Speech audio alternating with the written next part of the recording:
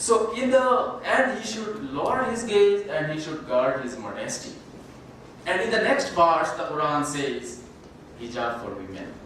This is I would rather quote from the Holy Quran. It says, and say to the believing women that they should lower their gaze and guard their modesty, that they should not display their beauty and ornaments, except that what ordinarily appear thereof, that they should draw veils over their bosoms and not display their beauty. So, hijab comes for the man first and then for the women first. And now one crucial point here I would like to make here is that you see the feminists like Taslima Nasreen, she gives importance to her sexuality, her body. Those who know or those who have read Taslima Nasreen might know about it, how she writes. I would rather here take a quote from or a reaction from a reputed writer from West Bengal, Sunil Gangotpadhyay. I hope people heard about him. He had a reaction. He had an interview with Lola Mitra in Outlook magazine, and he says that Taslima is someone who craves to be center of attention. At all times. She thrives on creating controversy. Lately she has been feeling neglected, so she wanted to bring the focus back on herself by means. So here I have tried to quote in this regard, that she wants to come into the focus, and due to lack of knowledge about Islam, she had no deep study of Islam. She didn't have knowledge about Islam. From her birth onwards, whatever she has seen in her society, her family background is a lower middle class family background with a poor background. Though her father later becomes a doctor, but still, as she says, that she belongs to a patriarchal society system, social system. And that she identifies herself to be a victim of patriarchy. I hope all of us know what is patriarchy and no need to define it. So she finds that she is the victim of patriarchy and all. And then she makes an allegation. I was actually talking about that she tried to wrote. She gave importance on the body, her sexuality. Okay? And then she is unable to understand the real meanings in the Quran, what the Quran says. And I believe that the Quranic teachings about hijab and also guarding of one's eyes and thoughts and intentions, if are properly followed, there will be no violence against women, no crime against women. But we see these days, there are lots of violence against women. And if we follow the Quranic mandate, that a man, whenever he comes across to a woman, he should lower his gaze. My friends, will there be any problem? Will there be any violence? Then, I would say that very recently in 1990s, there is another term has come into practice. You might have heard about Islamic feminism. So, there, it has become a fashion to attach anything with Islam. Islamic fundamentalism, Islamic terrorism, now Islamic feminism. Though I am not against Islamic feminism or whatever it is, just to say that Islamic feminism, it came from the writings of Muslim feminist writers all over the globe in the early 1990s.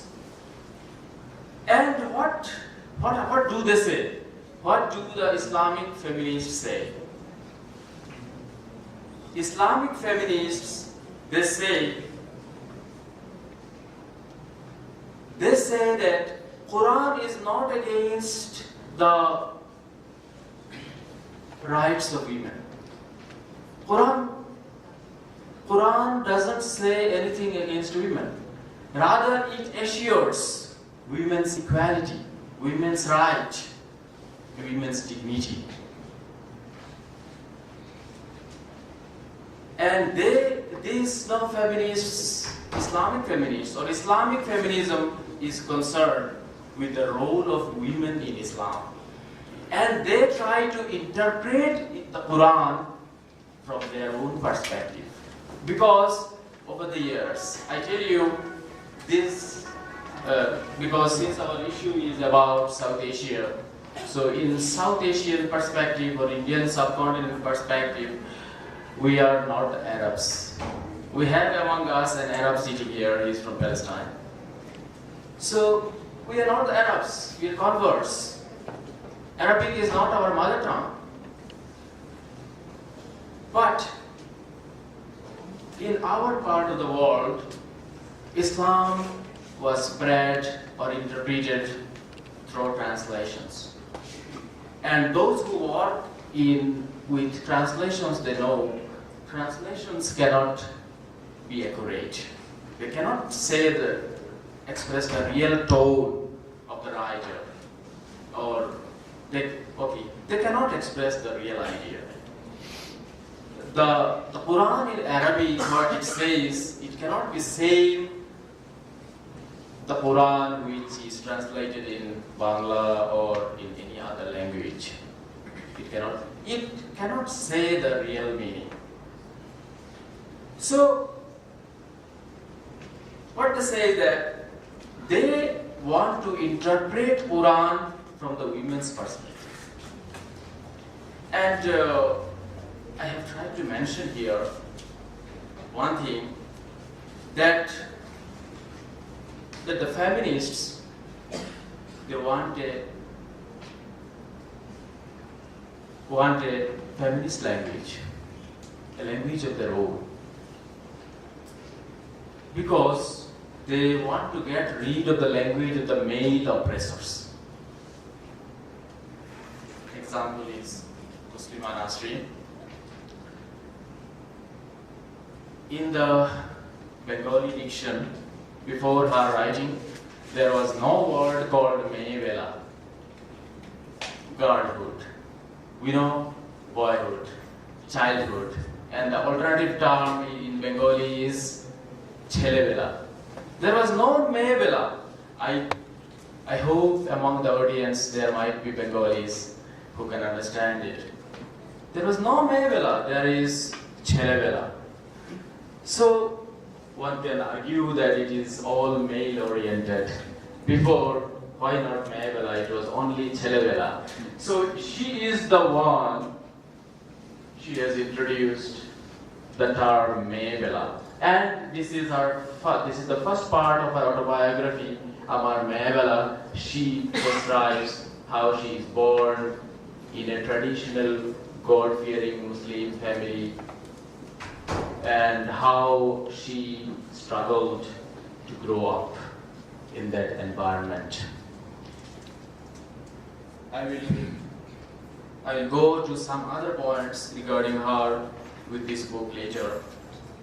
So my point here is that Quran or Islam gives women a very dignified status and honor in Islam, as mothers, as sisters, as daughters, as wives. As mothers, our Prophet ﷺ says, your Jannah is paradise, your Jannah is under the feet of your mother. It's what? It gives due importance to motherhood, isn't it? Respect for women, respect for mother. And in the very beginning of my lecture, I said, khairukum khairukum li ahli. As wives, the Quran, okay, the Prophet says, it is narrated in the Hadith Muslim Sharif, khairukum khairukum li ahli, means the best man is one who behaves with his family in a good way, in a good manner. What we see these days, even in a Muslim family, you will find that women are maltreated. I do accept it. I do agree with Taslima Nasreen, where her mother, though she is the wife of a doctor who has read, those who have read Taslima Nasreen's autobiographies know it. Even though he is a doctor, but her mother, she cannot get, proper care from her husband. Even though he is a qualified man, he is an educated man, he is a doctor. And in this regard, Islam cannot be blamed. Islam cannot be blamed. See what Islam says. The best one among you who treats with his family in a good manner, in a good way, behaves. And I would say, I'm happy to say that our Prophet of Islam, he behaved with his families in a very good manner. He helped, he had good respect with his wives. Even he helped them in domestic works. He could say that, no, I'm a prophet. I'm great. He didn't do. He treated with his wives equally. These are the teachings we have to take. Rather, in our part of this world, as I say, that Islam came through Arab traders, and then it was spread through conversion, etc., etc. Islam has got distorted. Islam has got distorted due to the misinterpretation of Islam. So my point is here, what the Islamic feminists, lately in the 1990s, they are not like radical feminists.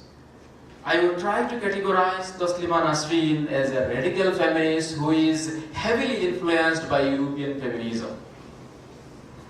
But rather, these feminists, Islamic feminists, they argue or they want the interpretation of the Quran from women's perspective. And they find that Quran is not against women. Whatever Allah has mandated in the Quran, there is not a single verse which goes against the interest of women. It is the rights of women.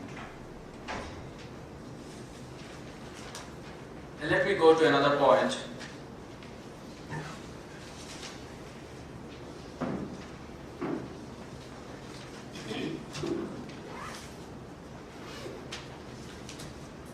Before going to another point, as I was talking about Islamic feminism, you might have heard about Dr. Amina Wadud. She is an African-American convert living in the US. She is the pioneer, we could say, of Islamic feminism. And they want to interpret the Quran in women's perspective, and they find nothing wrong in the Quran which goes against the interest of the women. I would like to mention one of her books. She says, actually the name of the book is Quran and Woman, Rereading the Sacred Text from a Woman's Perspective. It was published in 1999. So, they want to reinterpret the Quran in a woman's perspective. But the problem is with Taslima Nasreen that they have misunderstood the Quran and the religion. They are blaming the religion without knowing anything. I would try to quote from her books the poems. I would try to show you, make you aware that in what ground she is in error. She has made an error of judgment, and her limited knowledge of Islam is displayed. And before that, I will try to talk a little bit about Islam in the subcontinent. So, in the subcontinent, Islamic feminism or Muslim feminist writers, we can say Begum Ruqya or Ruqya Shakhawat Hussain, this is her full name. She is popularly known as Begum Ruqya. She is the pioneer of Muslim feminists in the subcontinent. She was, all of you, if not all of you, some of you might have heard about her. She was born during British India, and also she died in 1932 during British India. And she finds that Islam stands for justice, and Islam doesn't say against women, being a woman herself. And at that time, in the early 20th century,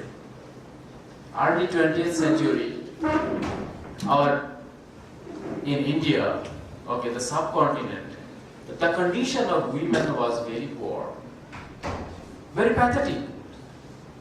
If not Muslims, other women were also not allowed to go out, and Muslims in particular. Muslim women were kept inside homes. They were not allowed to go out. They were not given opportunity to go for, school studies. And she is the daughter of a landlord, highly educated family. And then what happened?